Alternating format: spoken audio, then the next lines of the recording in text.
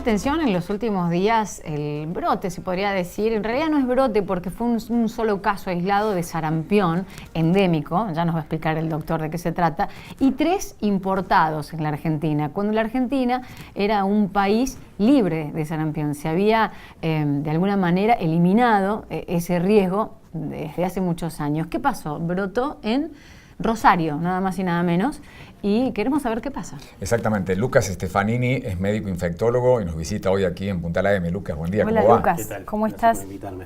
A partir de este caso que se da en una persona de 36 años, Sí. en Rosario, que aparentemente habría compartido vuelo con alguien que podría haber estado con Sí, sarampión. exactamente. Sería determinado como un caso importado y no como un caso autóctono, ¿no es cierto? En Argentina Claro. no hay casos autóctonos desde el año 2016. Ujú. Por ende, siempre el riesgo, como es una patología infecciosa muy contagiosa, hay riesgo de que algunos pacientes que pierden su inmunidad a la enfermedad por alguna causa puedan estar en contacto con el virus, contagiarse.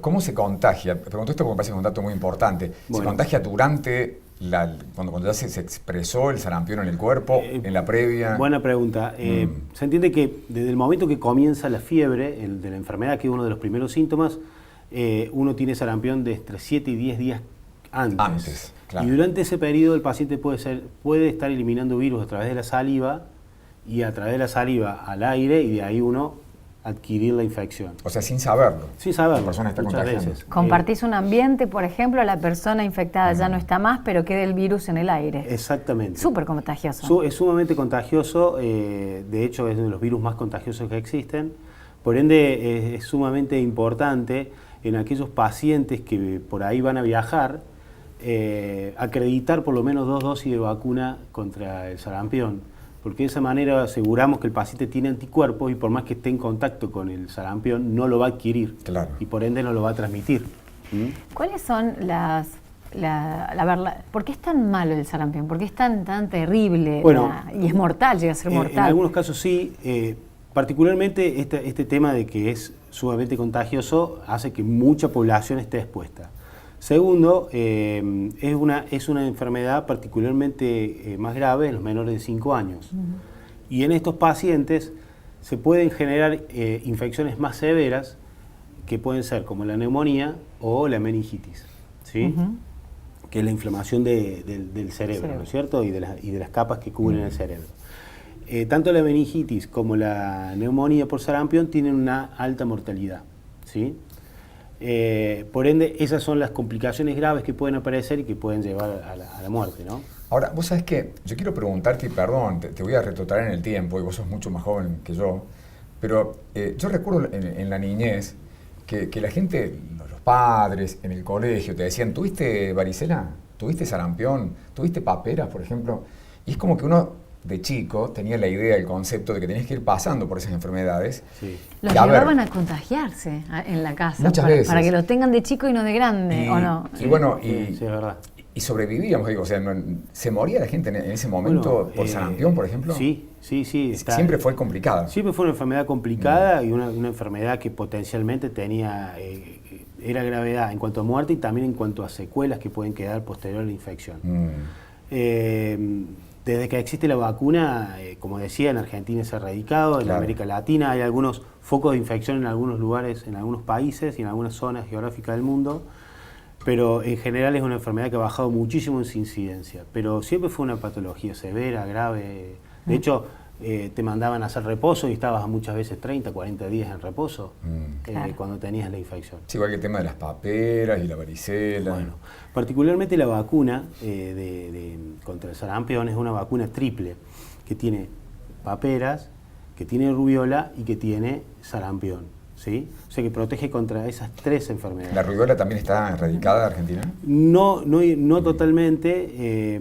Nosotros sabemos la rubiola no es una enfermedad tan grave, pero sí es potencialmente muy peligrosa en la embarazada. Tener una infección por rubiola durante el embarazo puede ser muy malo para el bebé. Que es lo que nosotros llamamos el síndrome congénito por rubiola, que puede generar muchas alteraciones en el bebé. Por ende, es una enfermedad a tener cuidado en la embarazada, sobre Claro. todo. Lucas, mencionás la vacuna y ¿por qué la preocupación? Porque desde hace un tiempo hasta esta parte hay como una resistencia, además de por ahí escasez de vacunas, Sí. en algunos casos puntuales, en algunos centros puntuales. Hay algunos grupos que tienden y que Antivacunas. plantean antivacunas, que quizás son los menos, Sí. pero uno se alarma cuando rebrotan cuestiones que parecían Bueno, erradicadas. Justamente este es un tema para hablar con el tema de vacuna de sarampión. Hubo un científico inglés que hizo un trabajo que después se descubrió que era un trabajo que estaba mal hecho, tendencioso, que quería demostrar que la vacuna contra el sarampión generaba autismo en los chicos. Eso fue publicado en una revista científica de alto impacto en medicina, que después la revista tuvo que salir a pedir disculpas porque se dio cuenta que el estudio estaba mal hecho. Y este médico creo que se fue a trabajar a Estados Unidos, creo que sigue trabajando. Es para retirar la matrícula, ¿no? Bueno, en Inglaterra lo hicieron, pero en Estados Unidos no. Y hay una gran proporción de antivacunas, sobre todo en personas famosas, que tienen un impacto mediático muy importante. Claro.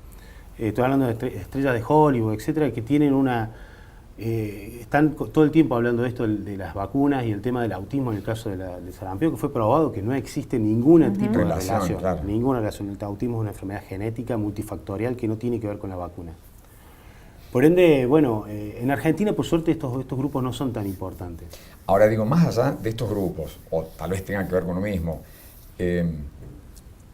¿no hay también un comercio muy importante a nivel internacional, a nivel laboratorios, con el tema de las vacunas, por ejemplo? Bueno, sí, obviamente, los laboratorios y la industria farmacológica lo hace por una cuestión, mueven millones de dólares, claro. Y en cuanto al tema de vacunas también. Es muy importante determinar que las vacunas se tienen que probar antes de darlas a la población. Y hay dos cosas para probar en cuanto a las vacunas. Primero, que sean efectivas, o sea, que puedan generar una cantidad de anticuerpos que previenen la enfermedad, ¿no? Y por otro lado, que sean seguras. O sea, no solamente efectivas, sino sean seguras y no generen ningún efecto adverso en los pacientes. Del esquema de vacunación que nosotros tenemos en Argentina, que es muy importante y muy amplio, todas esas vacunas están probadas científicamente, con lo que nosotros llamamos medicina basada en la evidencia, que son estudios que se hacen en poblaciones muy importantes, muy grandes, que demuestran que la vacuna es segura y es efectiva. ¿Sí? Y al entrar en el calendario de vacunación son gratuitas, obligatorias y gratuitas. Obligatorias, ahí no entraría la parte más comercial, pero sabemos que hay vacunas que, por ejemplo, se han llegado a cobrar en el sector privado 5.000 pesos, sí, por ejemplo, la de meningococo. Meningococo, hay una vacuna nueva ahora contra el zóster, contra el virus del herpes zóster también, que es muy cara. Pero bueno, por ejemplo, esa no está dentro del calendario, claro, ¿no? Las que están dentro del calendario, hay algunas que sí, que son muy difíciles de comprar por una cuestión económica. Pero bueno, dentro de este esquema que yo te hablo de vacunas obligatorias, claro, hay que siempre entender que el bien común supera al bien individual. Y si nosotros sabemos que la gran mayoría de los pacientes están vacunados, protegemos a aquellos pacientes que no están vacunados o que no generaron anticuerpos con la vacuna, porque la enfermedad no circula en la comunidad. Y eso nos pasó, por ejemplo, con una vacuna como puede ser la hepatitis A.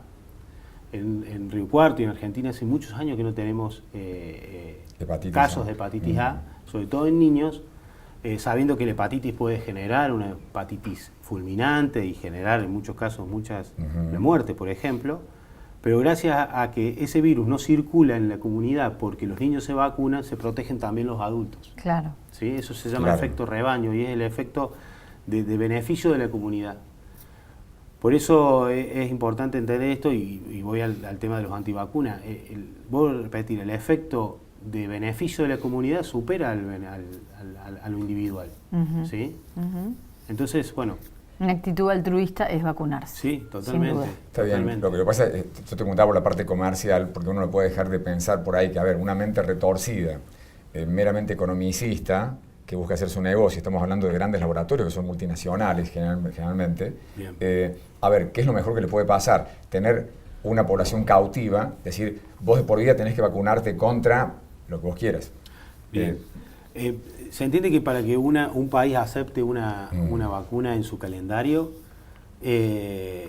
en su calendario, digamos, obligatorio, Oficial, o claro. que entre la vacuna, no esté en el oficial, pero entre la vacuna del país. Esa vacuna tiene que estar probada científicamente. Y hay un montón de instituciones, como pueden Sí, ser... y que tiene que ser aprobada por el Congreso, pero también conocemos casos, sabemos cómo son por ahí quienes nos gobiernan y conocemos de arreglos y cuestiones, entonces por ahí uno te hace por lo menos Sí. dudar, vos decís, cuando vos sabés que tal laboratorio se acercó a charlar con tal diputado y tal senador y le ofrecieron, ¿viste?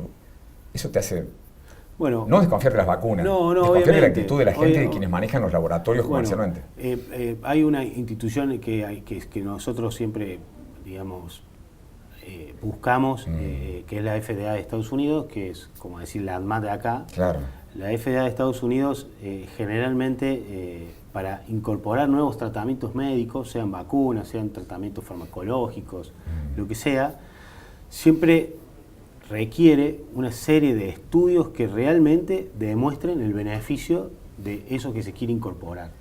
Y en algunos estados o en algunos países donde la medicina está socializada, donde la medicina es absolutamente gratuita, como por ejemplo puede ser Francia o Canadá, para poder incorporar un medicamento nuevo, una vacuna nueva, tiene que estar absolutamente probado que va a generar un beneficio en la población.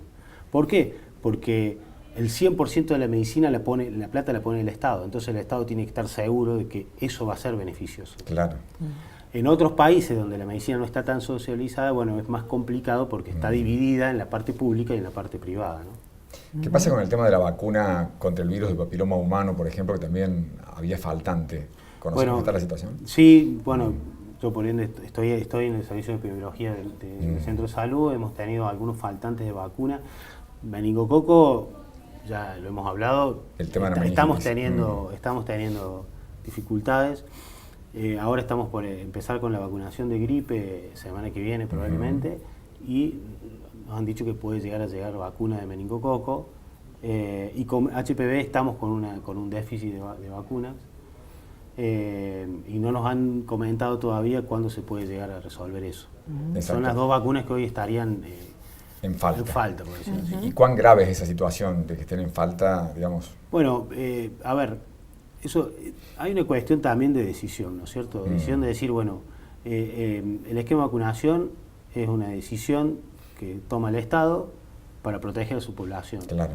Entonces, hay que apuntar a que esto no pase, porque a respetar ese calendario, Claro, y tratar de que no suceda. la gente pueda adquirir la vacuna, pueda recibir la vacuna sin dificultades. Más importante la de HPV que la de gripe, por ejemplo, ¿o no? Las dos son importantes. ¿Sí? Yo te soy sincero, las dos son importantes. Nosotros sabemos, por ejemplo, que la principal causa de muerte en las mujeres jóvenes por cáncer es el cáncer de útero, ¿no? Y esta vacuna previene, en algunos casos, el cáncer uterino, de cuello de útero. Por ende, es una vacuna que hay que darla, ¿sí? Claro, es la de HPV. La HPV. ¿Y la de gripe? ¿Qué pasa? ¿No es obligatoria? ¿Qué pasa? La ¿Hay que gripe- la vacunarse? gripe- ¿No hay que vacunarse? Bueno, la vacuna de gripe tiene sus indicaciones. Todo paciente mayor de 65 años debe recibir la vacuna, sí o sí.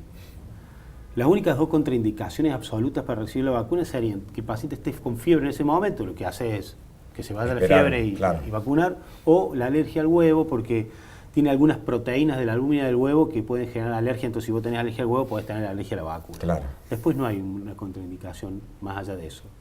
Los menores de 65 años, la recomendación es que se vacunen a aquellos pacientes que tienen algún grado de inmunosupresión, que su estado inmunitario está debilitado. Defensas bajas. Sea porque lo generas vos a través de un tratamiento quimioterápico o algún tratamiento particular, o algo que el paciente nació con eso. Claro. ¿Sí? También los pacientes con enfermedades pulmonares crónicas, los pacientes con enfermedades del corazón crónicas, Claro. todos esos pacientes deberían vacunarse. Bueno, la próxima semana entonces hacen vacunación. ¿En dónde? Todavía no está bien determinado. Apenas llegue la vacuna, lo que se hace es llega al centro de salud, se reparte Claro. a los centros periféricos y Se comunica, se exacto. comienza la vacunación. Doctor, gracias por visitarnos. Muchas No, gracias. por favor, gracias.